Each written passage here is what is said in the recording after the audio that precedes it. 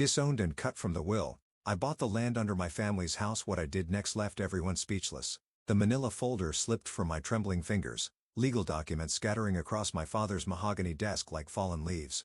I had to read the words again, convinced my eyes were playing tricks on me. They weren't, and I just discovered I've been written out of my parents' will.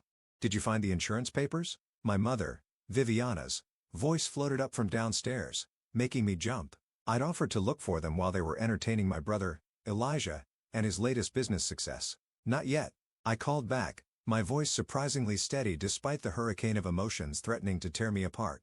I gathered the papers quickly, but one line kept jumping out at me. All assets to be transferred to Elijah Mackenzie. The sound of laughter drifted up from below.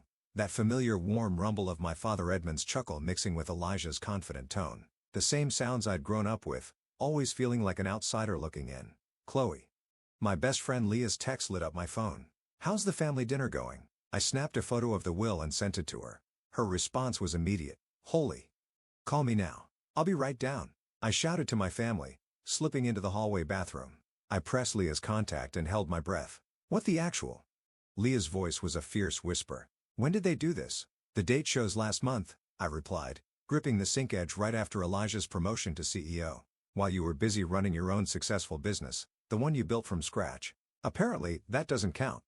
She scoffed. I caught my reflection in the mirror, green eyes bright with unshed tears, dark hair falling from its careful arrangement. Mom's always made it clear that Elijah's achievements matter more. A knock at the door made me jump. Honey, my father's voice.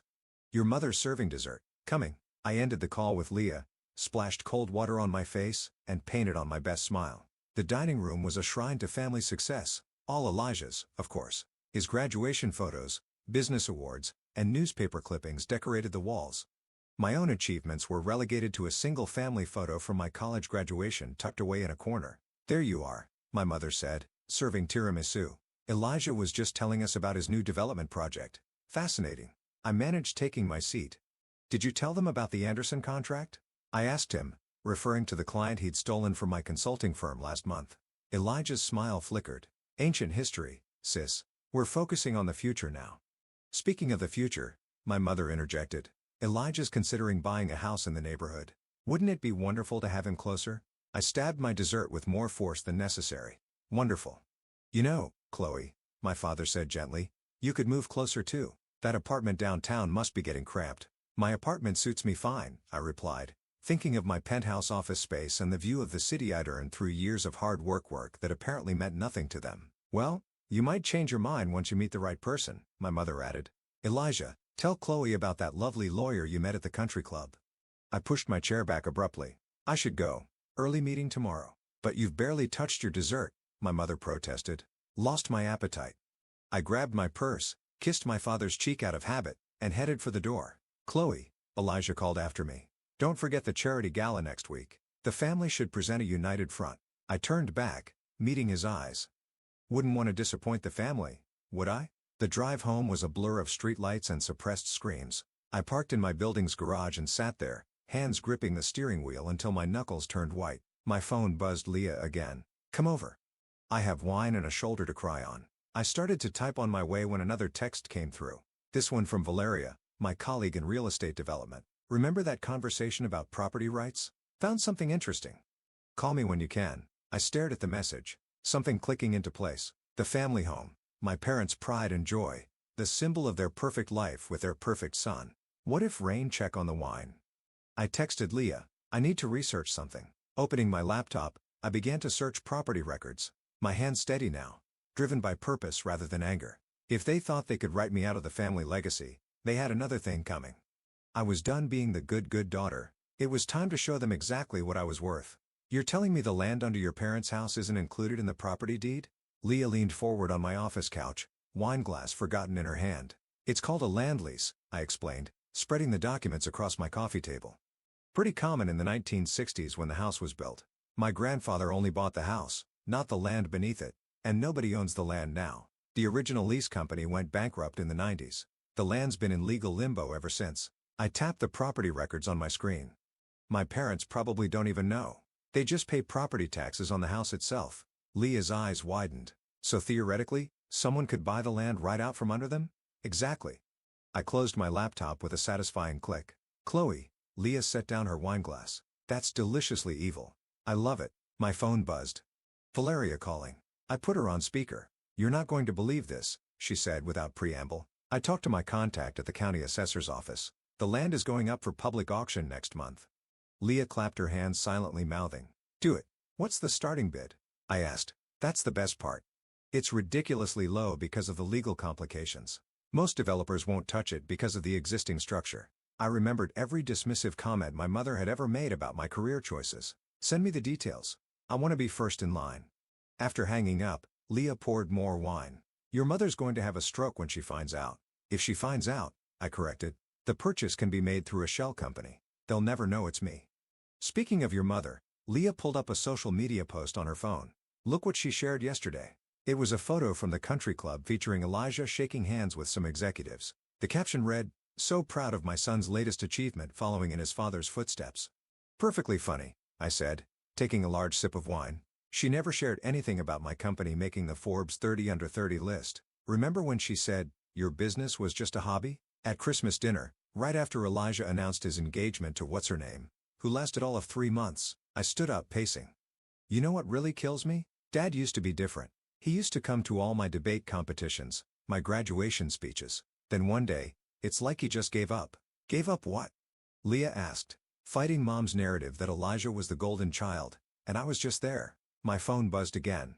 A text from my father. You left so quickly tonight. Everything okay? Speak of the devil, I muttered, showing Leah the message. Are you going to tell him about the will? What's the point? I tossed the phone aside. He signed it too. The next morning, I met Valeria at her office. She had more documents spread across her desk, post-its marking key pages. The auction's in 3 weeks, she said. I've already started the paperwork for your shell company. But, Chloe, are you sure about this? Why wouldn't I be? Because once you own the land, you'll have real power over your family's home. That's heavy stuff. I thought about the family photos on the walls, all carefully arranged to showcase Elijah's path to success. They made their choice. Now I'm making mine. There's something else. Valeria slid another document across the desk. Natasha Ray's development company has been sniffing around the area. If they find out about the auction, they won't, I said firmly. How much liquid capital do I need? As Valeria quoted figures, my phone lit up with a group text from my mother. Family dinner this Sunday. Elijah has exciting news to share. I bet he does, I murmured. What? Valeria looked up. Nothing. I signed the preliminary paperwork, just family stuff. Send me the rest to review later. That afternoon, I stood at my office window looking out at the city skyline I'd worked so hard to be part of. My company logo glowed on a building 2 blocks away, proof that I wasn't just Elijah's little sister anymore. My phone buzzed with an email from Leah. Found this while cleaning. Attached was a photo from 10 years ago. Me at my business launch party, beaming with pride. My father was there, arm around my shoulders, looking genuinely proud.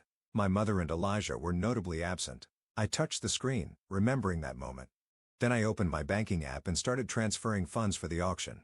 Game on, I whispered to my reflection in the window. Let's see how they like being powerless for a change. The auction room buzzed with quiet conversation as I adjusted my wig and glasses. Valeria sat beside me, both of us dressed in conservative business suits that would blend in with the other developers and investors. Lot 247 coming up, she whispered. Remember, let me do the bidding. You're just here to observe. I nodded, my heart pounding as the auctioneer cleared his throat. Next up, Lot 247, land parcel in the Heritage District, currently leased property with existing structure. A few heads turned our way, other developers probably wondering about the new faces in the crowd. I kept my expression neutral even as I spotted Natasha Ray 3 rows ahead, her red power suit impossible to miss. The bidding started low just as Valeria had predicted. A few half-hearted offers from the front row. Nothing serious. Then Natasha's hand went up, doubling the price. Valeria waited 2 more bids before joining in. My palms were sweating as the numbers climbed. This was my entire savings plus a business loan, all riding on the next few minutes. Going once at $850,000, the auctioneer called. Natasha turned around, scanning the room. Her eyes locked with mine for a moment, but the disguise held. She turned back, raised her paddle one last time. $900,000. Valeria looked at me. I gave her the smallest nod. 1,200,000.0, she called clearly. The room went silent. Natasha's shoulders stiffened, but she didn't turn around again. 1,200,000.0 going once, going twice, sold to bidder number 183. My hands were shaking as we signed the paperwork outside the auction house. Valeria finally broke into a grin. Congratulations. You now own the land under your family's house. My phone buzzed. Speaking of family, a text from Elijah. Missing you at Sunday dinner. Mom's making your favorite lasagna. Like hell. It's my favorite, I muttered, remembering how she'd always made Elijah's preferred meat sauce instead of my vegetarian recipe. And Mackenzie, a voice called from behind us. We turned to see Natasha Ray approaching, hand extended. I don't believe we've met. I'm Natasha Ray, Pinnacle Development. I kept my wig on but removed the glasses. No point hiding now. Chloe Mackenzie, pleasure. That was quite a bold move in there. Her smile didn't reach her eyes. I'm curious about your plans for the property. I'm sure you are. I matched her smile. I'll have my office contact yours. Back at my office, I found my father waiting in the lobby. My stomach dropped. Did he somehow know already? Dad, what are you doing here? Can't a father visit his daughter at work? He looked around the modern space appreciatively. This is quite impressive, Chloe.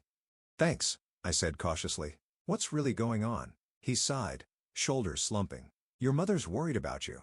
You've missed 3 Sunday dinners in a row. I've been busy. I led him to my office, closing the door. Running a successful business takes time. Oh, wait, that only counts when Elijah does it. That's not fair, Chloe, isn't it? I pulled up the photo of the will on my phone, showing it to him. Want to talk about what's really not fair? The color drained from his face. Where did you get this?